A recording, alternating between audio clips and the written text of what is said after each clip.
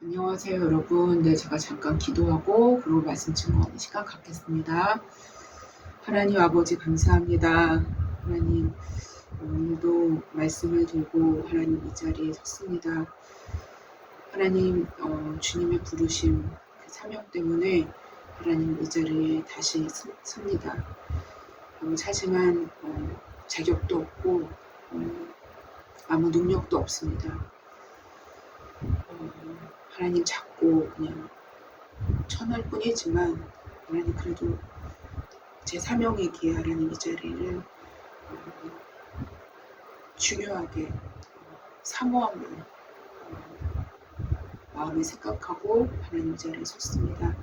하나님 주님께서 오늘도 주님의 일이시오니 주께서 친히 행하여 주시고 주님의 능력으로 주님의 힘으로 하나님 말씀이 말씀되어질 수 있도록 주님께서 역사하여 주시옵소서.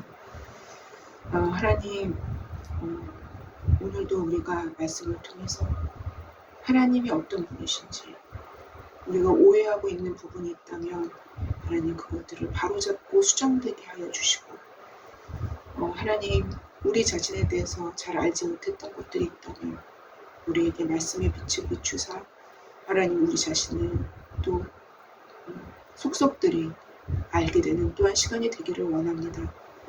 하나님 그래서 주님 앞에 조금 더 올곧게 설 수 있도록 하나님 우리 모두를 주님 인도하여 주시기를 원합니다. 하나님 모든 어둠의 세력 권세들이 틈타지 않도록 주님께서 함께하여 주시옵소서. 하나님 틈탄다 할지라도 그런다 할지라도 하나님 모든 것들이 합력해서 선을 이루시는, 그래서 온전히 하나님의 뜻을 성취하시는 그 하나님을 하나님 너무나 잘 알고 있습니다.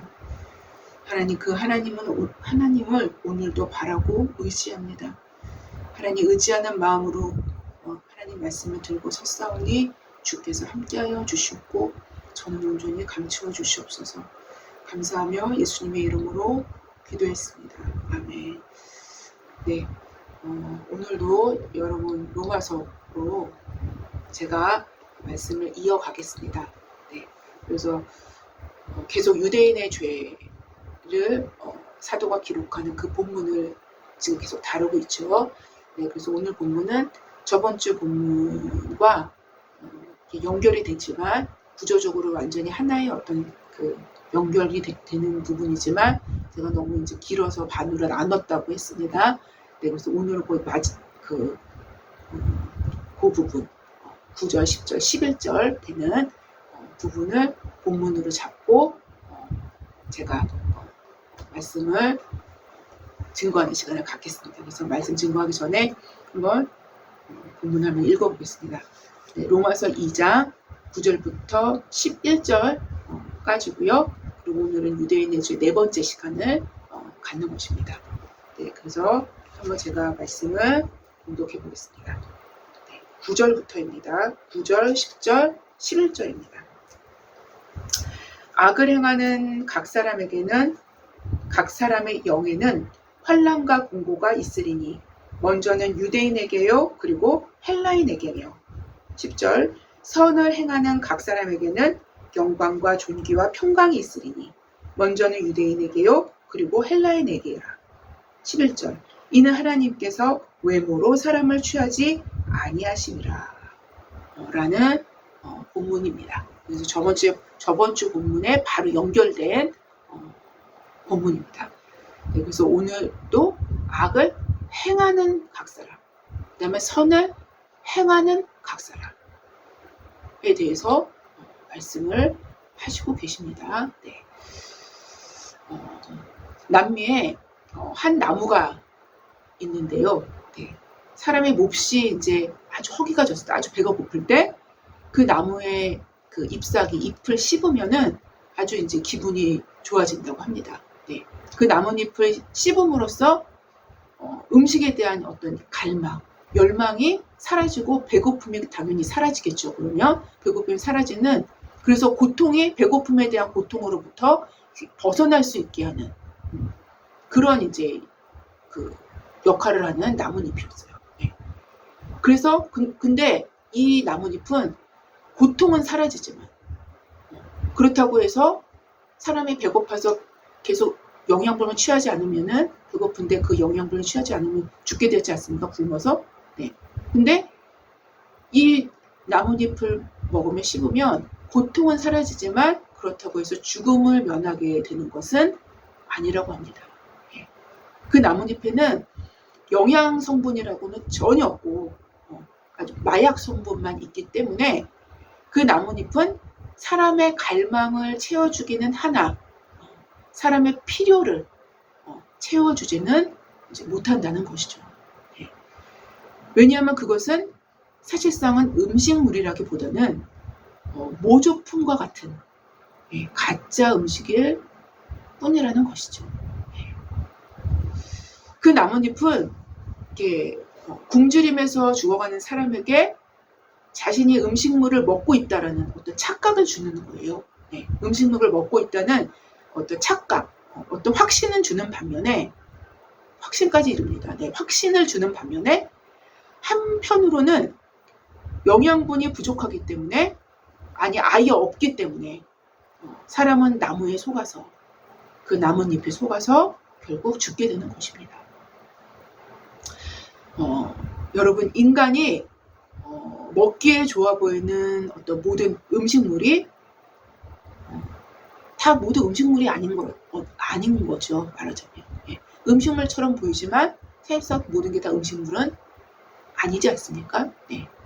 아닌 것과 같이 인간의 삶에서도 굉장히 이와 흡사한 일들이 굉장히 많이 일어납니다. 예. 우리의 눈과 우리의 일반적인 판단을 속일 수 있을 만한 많은 요소들이 인간의 삶에 작용되어진다는 것입니다. 굉장히 많이 작용됩니다. 사실 이 속임들 때문에 사람들은 선을 행하기를 포기하는 경우까지 발생하게 되며 또 이런 일들은 아주 상당히 비일비재하게 상당히 많이 일어납니다. 왜냐하면 선을 행해봤자 계속적으로 이제 속아오면은 선을 행해봤자 자기 손해라는 생각이 점점 사로잡힐 수도 있게 되고 뭐 좋은 일 해봤자 뭐 선한 일을 해봤자 결국에 내 손해더라도 그냥 별로 의미가 없더라고 이렇게 이제 결론을 지어버리는 거죠.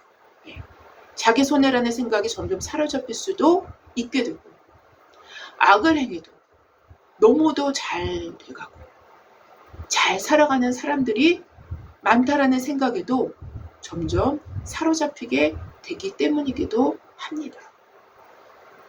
이거는 비크리스찬이나 크리스찬이나 우리 시대를 살아가는 사람들은 일반적으로 많이들 생각을 하는 듯합니다. 왜냐하면 그 차이점은 예수 믿는 사람들은 그냥 믿음으로 살면 돼. 예수님만 믿고 그냥 살면 되는 거지. 그게 무슨 의미가 있어? 이렇게 되어지는 겁니다. 이게 바로 속는 거예요. 결국 인간이 잘 살아가는 것에 선을 행함과 악을 행함은 별 상관이 없다라는 결론에 도달하기까지 합니다. 오히려 악을 행하는 자들이 자신의 이익과 이기성을 쉽게 성취할 수 있기 때문에 사람들은 악을 향해 더 빨리 달려가고 악을 행하는데 더 지혜롭게 된다는 것입니다. 근데 여러분 이런 일들이 현대를 살아가는 현 시대에만 있었던 것은 사실상 아닙니다. 예수님이 태어나시기 400년 전에 BC 435년 정도쯤 되었을 때 그때 이제 말라기 선지자 시대죠. 그러니까 신구약의 중간기죠. 중간기에 접어드는 그 시점입니다. 그 시점에 말라기 선지자가 활동했을 이 당시에도 이런 일은 굉장히 많이 있었어요. 하나님의 택한 백성이라 하는 이스라엘 가운데서도 행해졌던 사고방식입니다. 말라기에서 보면 말라기 2장 17절에 너희가 말로 여호와를 괴롭게 하고도 이르기를 우리가 어떻게 여호와를 괴롭혀 드렸나이까? 라고 사실 다시 하나님께 반문을 하는 거예요. 이스라엘 백성들이.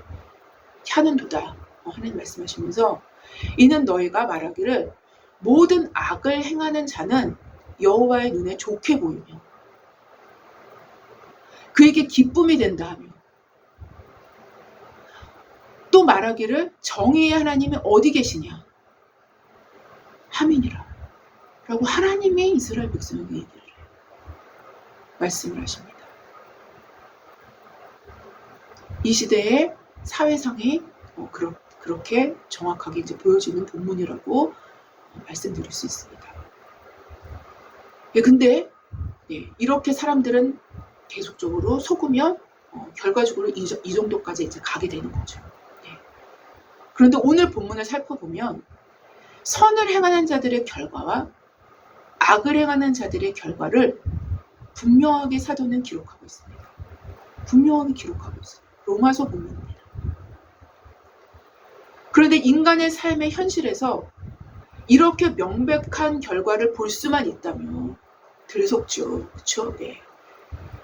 그런데 모든 사람이 선을 행하기에 훨씬 수월하지 않겠습니까? 여러분 이렇게 아주 명백하게 이렇게 딱 오늘 본문처럼 딱 보인다면 근데 현실은 그렇지 않다라는 것입니다.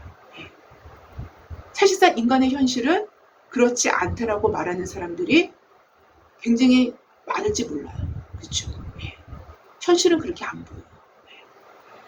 그러나 오늘 본문은 인간의 현실적인 삶에 마치 남미의 가짜 음식물과도 같은 모조된 현상들과 그 현상들 자체, 인간의 삶에서 나타나는 많은 현상들이 이게 모조된 현상들일 수가 있다는 거예요.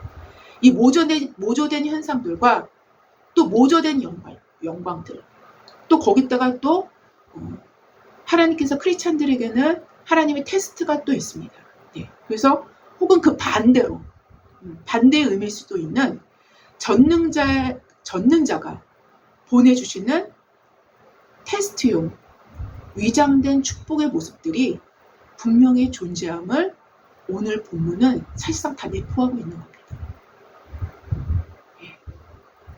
그래서 표면적인 인간의 시각으로는 사실상 분별하기는 그리 쉽지 않습니다. 그래서 오늘 본문을 통해서 이러한 인간의 현실에 맞부딪히는 의미들을 생각해보는 시간을 갖고자 합니다.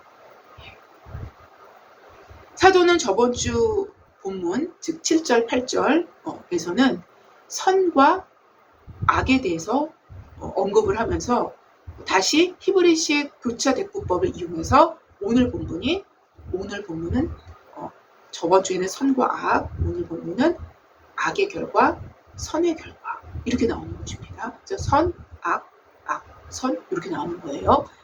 그래서 오늘 본문은 악의 결과와 선의 결과를 기록하고 있음을 우리는 저번 주에 확인을 한 바 있습니다. 바로 본문 9절은 악을 행하는 자들의 결과를 기록합니다. 악을 행하는 각 사람의 영에는 환난과 공고가 있으리니 먼저는 유대인에게요 그리고 헬라인에게며 라고 기록합니다. 그런데 여러분 조금만 성경을 자세히 읽기 시작하면 이와 아주 흡사한 결과처럼 환난은 당하는 결과예요. 결과처럼 보여지는 상황을 사도 바울은 전혀 다른 맥락에서 말씀하시고 계심을 확인할 수 있어요.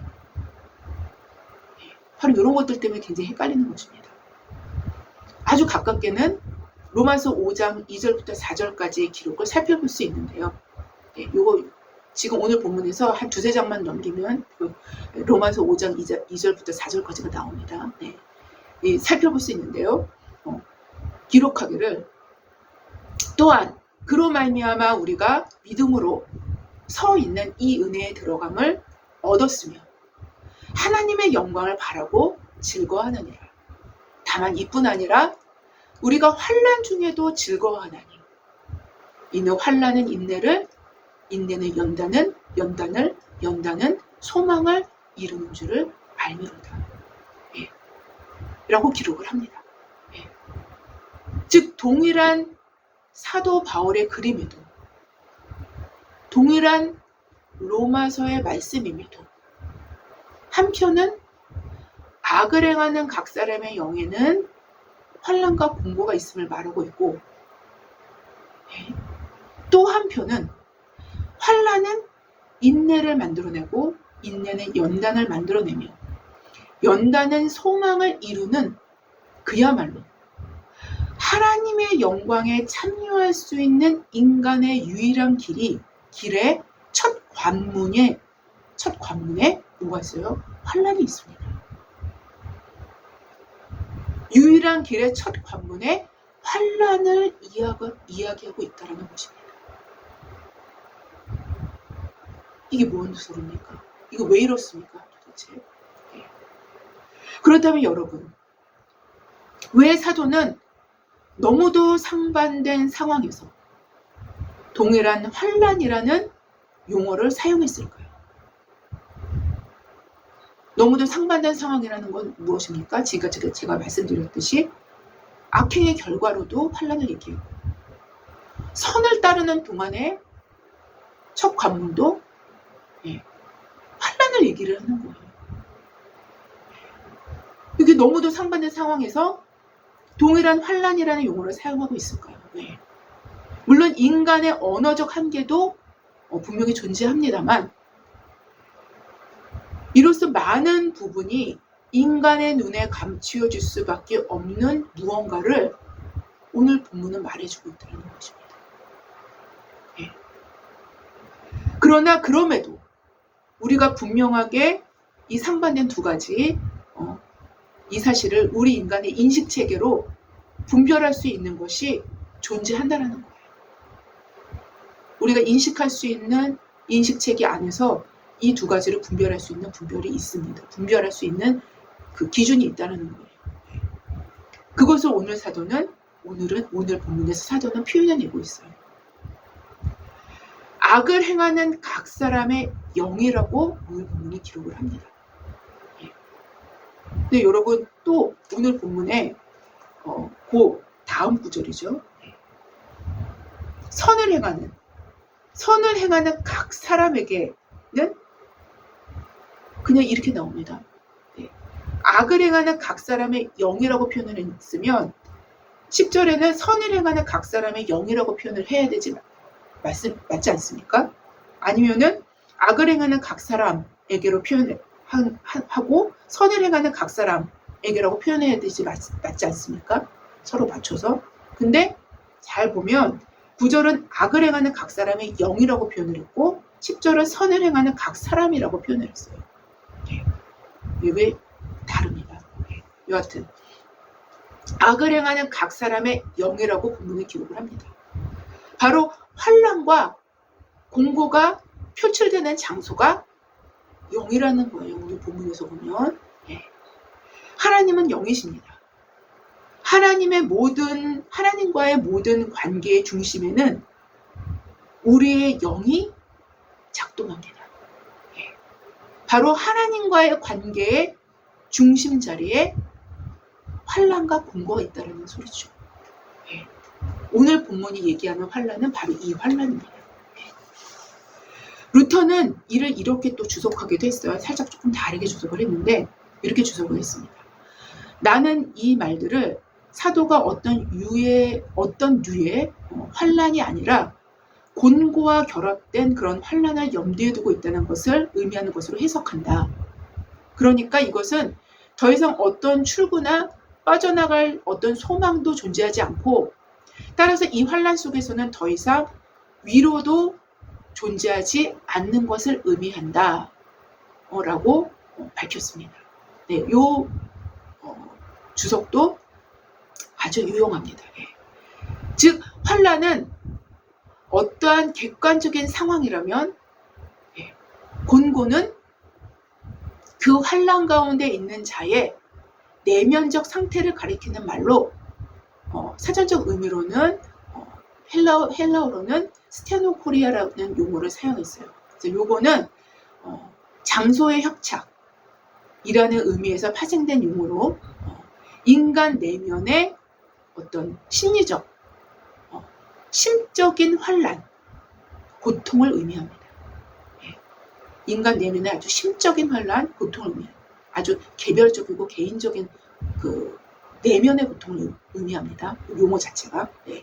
그걸 곤고라는 표현으로 오늘 우리말은 그렇게 사용을 한 거예요. 네. 따라서 이에게는 더 이상의 위로나 소망을 찾아볼 수 없는 상태를 의미한다고도 말씀드릴 수 있습니다. 네. 루터의 해석에 의하면요. 네. 그러나 상반된 환란을 우리가 조금 더 살펴본다면 상반된 환란이라는 것은 뭡니까? 네. 사도 바울이 로마서 5장에서 얘기했었던 그 환란을 얘기해요. 네. 루터가 이 본문을 설명하면서 인용했듯이 고린도후서 1장 3절부터 9절에서 위로의 하나님을 찬양하면서 기록했듯이 악을 행하는 자들의 결과와는 상반된 환란을 당하는 자들에게는 하나님의 크고 깊은 위로가 항상 함께한다라는 것입니다. 네, 어떠한 상황에서도 어떠한 환란의 상황에서도 하나님의 위로는 그 환란을 능가합니다. 네. 환란이 50%다. 그러면 하나님의 위로는 100%입니다. 이런 식으로 네, 그 환란을 능가하는 위로를 받습니다. 이게 바로 사도 바울이 로마서 5장에서 기록했었던 환란을 당하는 자의 어떤 표징이 될 수 있는 것입니다. 네, 그래서 크고 깊은 위로가 항상 함께합니다. 우리의 모든 환란 중에서 우리를 위로하사 우리로 하여금 하나님께 받은 위로로서 모든 환란 중에 있는 자들을 능히 위로하게 하시는 이시로다 라고 고린도후서 1장에서 위로의 하나님을 쭉 기록을 하고 있죠. 네. 이어서 고린도후서 1장에서 그리스도의 고난이 우리에게 넘친 것 같이 우리가 받는 위로도 그리스도로 말미암아 넘치는도다 라고 기록합니다. 그래서 위로는 곧 이때의 위로는 하나님께서 주시는 이때의 위로는 이들에게 주시는 하나님께서 주시는 위로는 곧 이게 바로 치유예요. 예. 따로 치유받을 필요가 없습니다. 이러한 위로를 받으면. 예. 위로가 곧 치유이며 이게 곧 소망이에요. 예. 이게 완전히 다 섞어져서 한데 뭉쳐져서 다 나옵니다. 이 위로에는 위로는 곧 치유이며 곧 소망입니다. 예. 그래서 미래의 현실을 현재의 마음으로 완전히 매입해버리는 거예요. 예. 그래서 소망이 그냥 들어와 버립니다.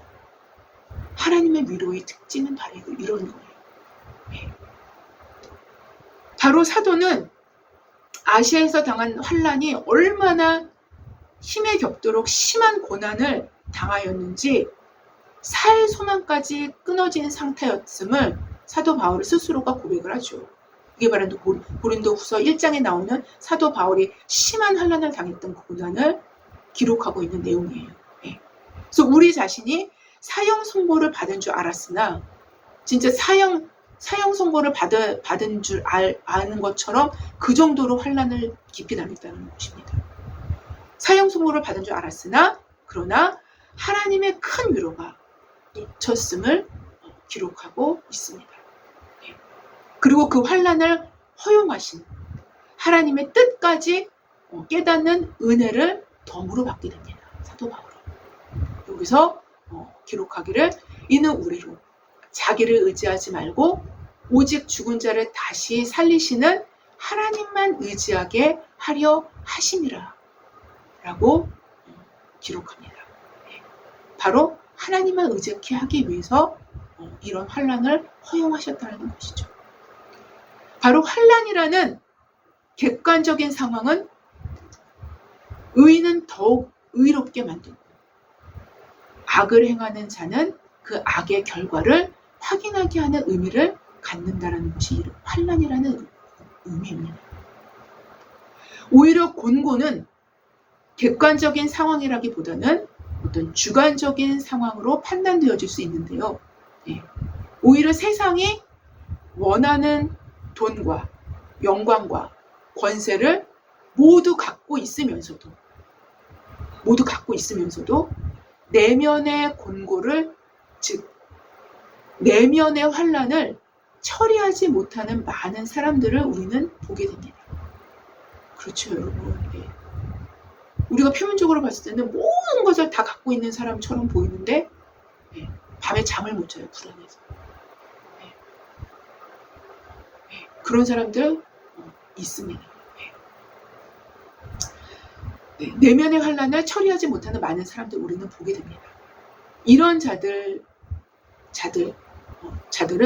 객관적인 상황은 환난이라 할지라도, 이런 자들은 객관적인 상황은 환난이 아닐지라도 자신의 내면의 환난이라는 곤고를 살갑게 체험하고 있을지도 모른다는 것입니다. 만약 이들 중 하나님의 위로와 깨달음이 주어진다면, 이럼에도 불구하고 하나님의 위로와 깨달음이 주어진다면 그들은 하나님의 위로 안에 로마서 5장에 포함된 그러한 환난을 당하고 있는 것입니다. 그러나 이런 위로와 깨달음이 주어지지 않는다면 그들은 객관적인 상황에서는 감추어졌을 수는 있지만 내면의 상황으로는 악을 행하는 자들의 결과를 스스로 경험하고 있을 수 있다라는 의미를 갖게 된다는 거예요. 이런 의미를 갖는 것입니다. 그래서 사도는 로마서 5장 2절부터 5절의 말씀에 환난과는 달리, 이 로마서 5장 2절부터 5절의 말씀의 환난과는 달리 오늘 본문에서는 악을 행하는 각 사람의 영에는 환난과 공고가 있음을 기록하고 있는 것입니다. 그 영의 환난과 공고가 있다고 기록하고 있는 거예요. 이런 경우에는 그들이 갖고 있는 인간적인 영광과 존귀는 사실상 자신을 속여왔던 마치 남미의 마약 성분이 들어있는 잎사귀와도 같은 역할을 했었다라는 겁니다.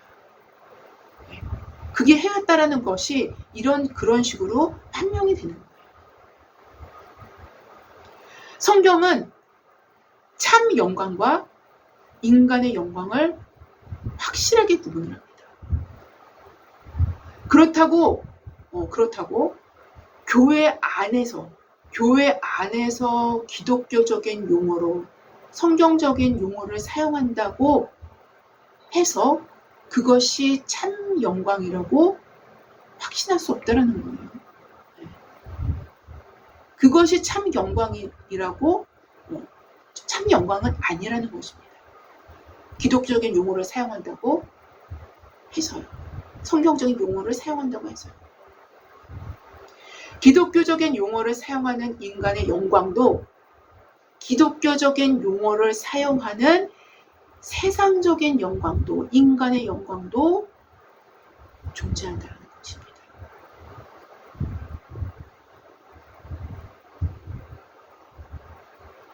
본문 10절에는 선을 행하는 각 사람에게는 영광과 존귀와 평강이 있으리니 먼저는 유대인에게요 그리고 헬라인에게며 라고 이제 기록을 합니다.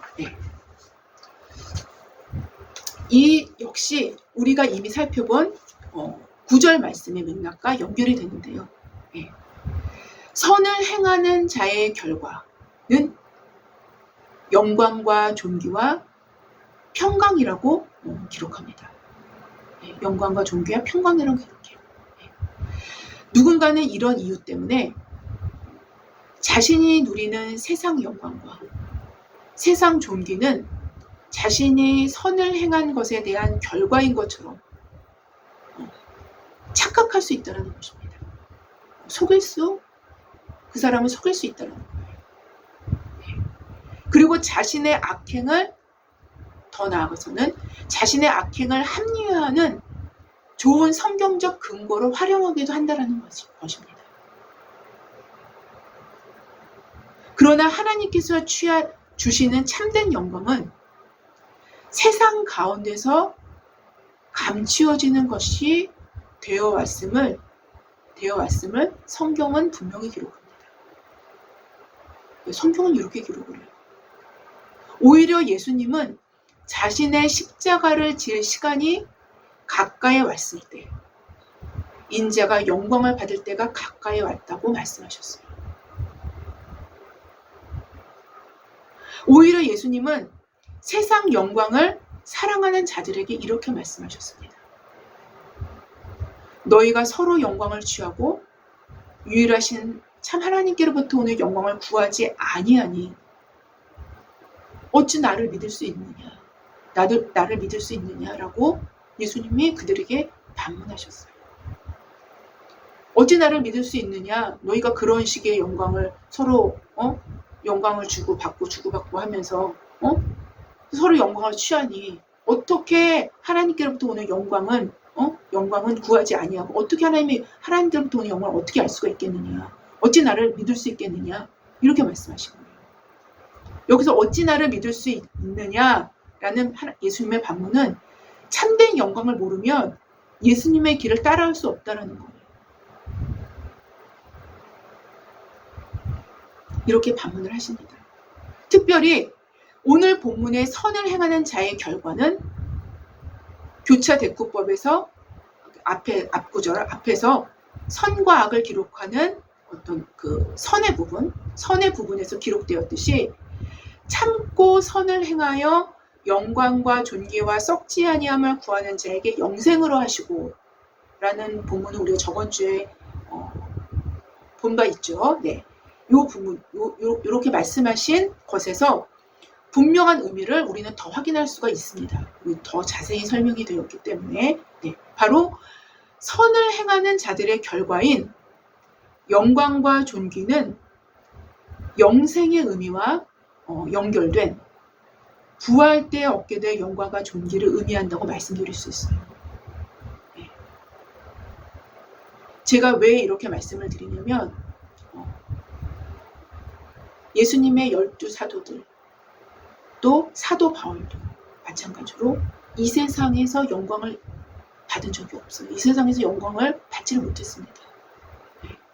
다 엄청난 핍박을 받다가 고난 당하다가 순교를 하게 되죠. 그들의 삶은 다. 예. 그리고 구약의 선지자들도 마찬가지입니다. 이 세상에서 영광을 받지 않았어요. 영광을 받은 적이 없어요. 그래서 제가 이렇게 말씀을 드릴 수 있는 것입니다. 왜냐하면 성경적인 인물들이 하나같이 그랬기 때문에. 선을 행하는 자들의 결과한 영광과 존귀는 영생의 의미와 연결된 부활 때에 얻게 될 영광과 존귀를 의미한다고 말씀드릴 수 있습니다. 예. 물론 여러분 구약 때 다윗과 같은 솔로몬과 같은 사람들도 있어요. 예. 하나님께서 이 땅에서도 영광을 주셨습니다. 예. 근데 신약에 들어오면요, 예. 그거조차 없습니다. 예. 신약은 전무합니다. 여하튼 이 부분에서도 굉장히 더 섬세하게 말씀을 많이 드릴 수 있는 부분이 있지만 예, 여기까지만 제가 말씀을 드리겠습니다. 예. 그래서 만약 선을 행한 자들이 이 땅에서 영광과 존귀를 얻는다 할지라도 예, 지금 제가 말씀드렸죠. 예, 얻는다 할지라도 얻을 수 있어요. 예, 얻는다 할지라도 그것은 본체의 그림자에 불과한 것이라는 것입니다. 본체는 따로 있어요. 그거는 그 영광의 그림자일 뿐이에요. 예. 실체는 그 영광의 실체는 영생에 있음을 성경은 증언합니다. 예. 영생이 실체예요. 예. 그래서 어떤 사람은 이 땅에서 영광을 받을 수도 있고 하나님께서부터 내려오는 영광이에요. 예, 세상 영광이 아니라 하나님께로부터 내려오는 참 영광을 이 땅에서도 받을 수 있고 또 받지 못할 수도 있는 것입니다. 그럼에도 불구하고 영광의 실체는 영생입니다. 예.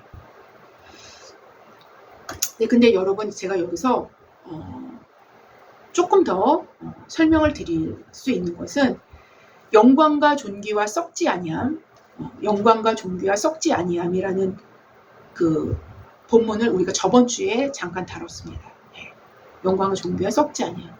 그래서 제가 저번 주에 고린도전서 9장 24절부터 25절까지의 말씀인 거기서 보면은 썩을 승리자의 관이 아니라 썩지 아니할 것을 얻고자 하노라. 그래서 상을 받도록 다름질하라. 라고 오히려 사도 바울은 명령을 해요. 상을 받도록 다름질해야 된다. 다름질하라. 라고 명령으로 되어 있습니다. 예. 근데 이거를 여러분 행여나 보상이라고 이건 보상받으려고 한다라는 의미로 말하자면 폄하하는 그런 의미로 말씀을 왜곡할 수도 있다라는 겁니다. 하지만 이게 그렇게 왜곡이 된다면 디모데후서 4장 8절에 달려갈 길을 다 마치고 마쳤나니 자신에게는 의의 면류관이 준비되어져 있다라고 사도 바울 스스로가 아예 자신의 마지막을 자신이 순교할 것을 예언을 합니다. 자기 스스로. 실제로 그 고린도후서를 기록하고 난 다음에 얼마 안 있어서 진짜 순교를 하게 되죠. 예. 근데 순교하기 바로 직전에 달려갈 길을 마쳤나니 자신에게는 의의 면류관이 준비되어져 있다 라고 기록을 합니다. 네, 그렇다면 사도 바울의 그런 모든 예수님과의 동행했던 그 모든 삶들이 그 모든 고난들이 보상심리 때문에 얻어진 결과일까요? 여러분 그게 아니라는 것입니다. 네.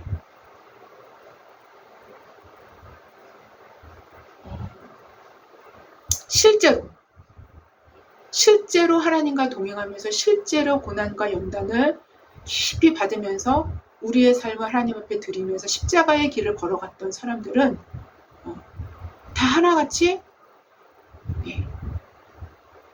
천국에서 받을 의의 면류관을 우리 자신의 마음에 품고 달려갑니다. 그렇게 되어지는 것이 인간입니다. 만약에 이거를 보상심리라는 차원에서 폄하한다면 그 사람은 추상적으로 고상하게 하나님을 믿는 거예요. 추상적인 신앙입니다. 고상함을 통해서 나오는 추상적인 신앙일 뿐이에요. 우리의 실제 신앙은 그렇지 않습니다. 기독교 신앙은 절대로 그렇지 않아요. 추상적인 고상함과 실제로 발을 뻗고 예수님을 쫓아가는 것과는 달라요. 그래서 오늘 본문도 이렇게 말씀하시고 계시는 거예요. 그리고 사도 바울도 마지막 자신의 삶을 마감할 때 의의 면류관을 바라고 있는 것입니다. 네, 그래서 오늘 본문을 자세히 살펴보면 선을 행하는 자의 결과에서 여하튼 영광과 존귀 외에도 또 한 가지가 나옵니다. 평강이 있습니다. 평강이 있습니다. 여러분 평강, 즉 이거는 이제 헬라어로는 에이레네라고 하고 그 다음에 히브리어는 여러분 잘 아시는 샬롬입니다. 네, 평강, 즉 에이레네는 어쩌면 가장 궁극적인 것일지도 모르겠어요. 네. 이 의미는 그리스도의 재림 후에 이루어질 완전한 하나님의 나라의 영원한 축복의 상태인 평강을 의미합니다. 네. 바로 평강의 왕이신 그리스도께서 완전히 통치하시는 나라에서 얻게 되어지는 완전한 내적, 외적, 전인적인 평강의 상태라는 의미죠. 네. 그런데 이 평강은 궁극적인 의미일 뿐만 아니라 선을 행하는 자들의 내면에는, 그 내면에는 평강의 왕이 더 많이 장악하실 수 있기 때문에, 평강의 왕이 더 많이 장악할 수 있지 않습니까? 예수님이 더 강하게 역사하시기 때문에. 예수님의 평강 아닙니까? 평강은 곧 예수님이에요. 평강의 왕이십니다. 그래서 내면에는, 선을 행하는 자들의 내면에는, 이 선을 행하는 자들의 내면에는, 그러니까 로마서 5장에 나오는 그런 의미에서의 내면에는 평강의 왕이 더 많이 장악하실 수 있기 때문에 어떠한 환난 가운데서도 그 내면의 환경은 오히려 평강으로 인도되어진다는 것입니다. 왜냐하면 공의의 열매는 화평이요, 공의의 결과는 영원한 평안과 안전이라고 이사야 선지자는 기록하고 있기 때문이기도 합니다. 왜냐하면 하나님이 로마서 5장에 제가 이제 이렇게 표현을 하는 거는 알아듣기 쉽게 설명하고자 때문이에요. 그래서 로마서 5장에 나타나는 그 환난, 그리고 연단, 인내, 그리고 소망에 이르는 이러한 모든 것들은 다 하나님의 공의의 바운더리 안에서 그거를 쫓아가는 사람들입니다. 정확하게 이렇게 표현해도 정확히 맞습니다. 여하튼 그런 의미에서 제가 이 구절을 말씀을 드리는 거예요. 그리고 또한 하나님 나라의 내적 표징 역시 여러분 잘 아시는 의와 평강과 희락이 아닙니까?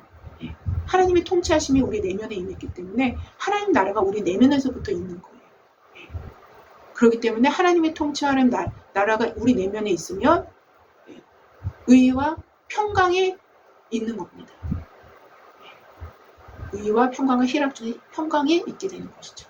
그래서 모두 동일한 연결선상에 있는 것이라고 말씀드릴 수 있어요. 만약 여러분의 마음에 그리스도의 평강이 끊임없이 흐르고 있다면, 그리고 어떠한 상황과 환경 가운데서도 그리스도의 위로가 지속적으로 주어진다면 여러분은 잘 가고 계시는 거예요. 여러분 잘 가고 계시는 거예요. 어떠한 상황에서도 내 마음에 평강이 흐른다. 그리고 내 마음에 그 평강은 평강이지만 그 평강 안에 아주 잔잔한 기쁨이 있어요. 아주 잔잔한 기쁨이 있습니다. 우리 내면에 평강이 계속적으로 흐른다. 누구도 빼앗을 수 없는 평강이 내 내면에 깊이 고여있다. 그럼 잘 가고 계시는 거예요. 여러분 환경을 보시지 마세요. 환경이 막 완전히 벼락을 치고 풍랑이 오고 뭐 날벼락이 친다 할지라도 그 내면에 하나님의 다스림이 있다는 것입니다. 그러면 잘 가고 계시는 것입니다. 오늘 본문이 여러분과 제게 말씀하시는 것은 이 세상의 눈으로 환난을 당하는 것만으로 선악의 결과를 구분할 수 없다라는 것이고요.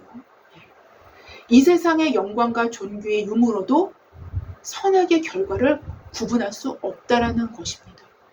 이런 게 다 포함이 되어 있는 거예요. 아주 섬세하게 그게 장치가 되어 있는 것입니다.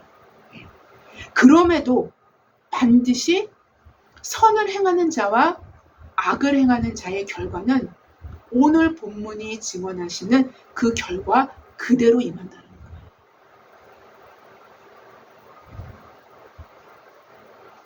결국 하나님은 선을 행하는 자와 악을 행하는 자의 그 내면에 끊임없이 사인을 주고 계신다는 것이며, 또한 반드시 그가 행한 대로 보응하신다는 것입니다.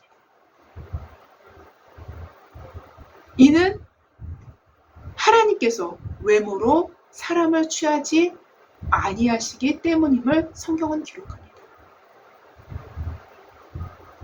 바로 이것이 우리의 믿음의 한 부분이 되기에 우리는 불의와 불법과 불법의 역풍 속에서도, 선한 의로움의 선과 의로움의 제사를 믿음으로 드릴 수 있게 되는 것입니다. 이런 역풍 속에서도요. 이러한 하나님에 대한 믿음이 없다면 우리의 선을 행함은 변질되거나 포기되어질 수밖에 없는 것입니다. 이런 하나님에 대한 믿음이 없다. 엄청난 역풍 가운데서도 불법과 불의에 타협할 수 없는 이유는 바로 우리의 믿음이 있기 때문인 거예요. 우리 믿음 때문인 것입니다. 하나님께 대한 믿음이 없다면 사실상 진정한 선행은 불가능합니다. 여러분, 하나님에 대한 믿음이 없다면 진정한 선행은 불가능해요. 인간의 선행이란 표면적인 것이거나 사람들한테 보이기 위한 표면적인 것이거나 다른 인간에게 보상을 바라는 선행일 뿐이라는 것입니다. 여러분, 다른 인간에게 보상을 받기 바라서 선행을 할 때는 반드시 그 타인을 괴롭히게 돼요. 반드시 그렇게 됩니다. 이런 종류의 선행뿐이 가질 수가 없어요.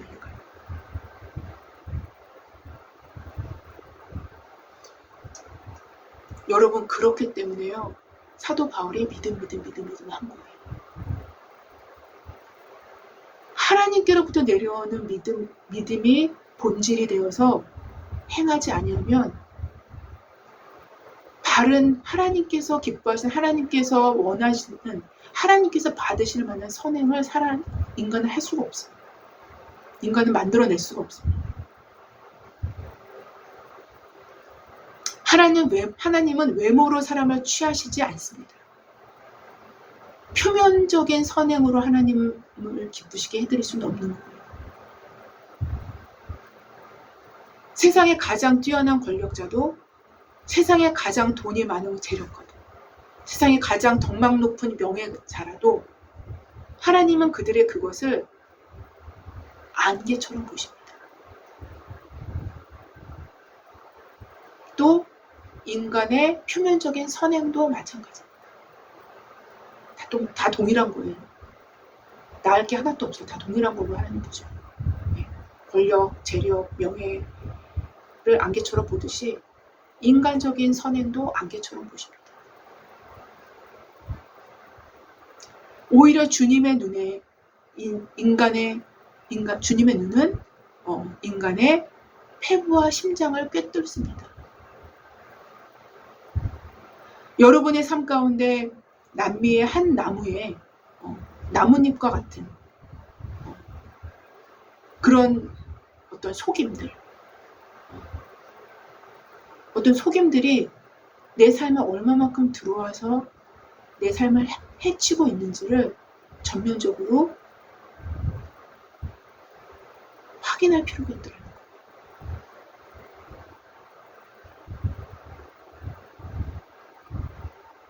아마 이런 걸 살펴본다면 아무도 큰 유익이 될 것이라 믿습니다. 그리고 인간의 내면에 우리 마음 가까이에서 깨닫게 하시는 그 성령님, 그 전능자의 말씀에 순종해 나갈 때, 또한 그 믿음으로 한 발씩 삶을 옮겨 나갈 때, 늦지만 그 진액으로 인해서 내가 살아가고 있음도 알게 될 때, 우리는 우리가 인식하는 속도보다 더 빠르게 주님께 속해 있는 우리 자신을 발견할 수 있게 될 것입니다. 여러분, 이렇게 된다면 우리의 전인적인 행위 전체가 믿음으로 유발된 행위였음도 알게 될 것입니다. 이것이 믿음으로 사는 삶인 거예요.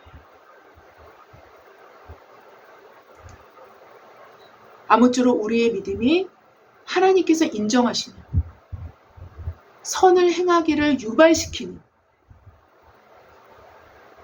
그러한 성경적인 믿음으로 나아갈 수 있는 저와 여러분이 되시기를 주님의 이름으로 기도합니다. 제가 기도하고 마치겠습니다. 하나님 아버지 감사합니다. 오늘은 로마서 말씀을 가지고 두 구절이었지만 하나님께서 굉장히 많은 장치들을 그 두 구절에 해놓으셨는데 그거를 좀 더 상세하게 설명하는 시간을 갖고 가졌습니다. 하나님, 우리가 우리 자신을 잘 분별하고 또 이 시대를 잘 분별하고 하나님, 그리고 하나님께서 원하시는 것이 무엇인지, 하나님께서 원하시는 것이 어떤 행함인지, 그 행함을 유발케 하는 가장 근원에는 무엇이 필요한지, 하나님 그 근원부터 다시 출발해서 다시 점검하고 그 결말에서 다시 점검해서 성경 말씀이 원하시는 바로 그것이 무엇인지를 우리가 명백하게 더 알기를 원합니다. 하나님, 그래서 주님 원하시는 삶으로 우리가 순종되어질 수 있도록 우리 자신을 쳐서 복종할 수 있는 우리 모두가 되기를 원합니다. 하나님, 그렇게 살 수 있도록 우리 내면에 성령 하나님을 한량없이 부어주시기를 원합니다. 감사하며 예수님의 이름으로 기도했습니다. 아멘. 감사합니다.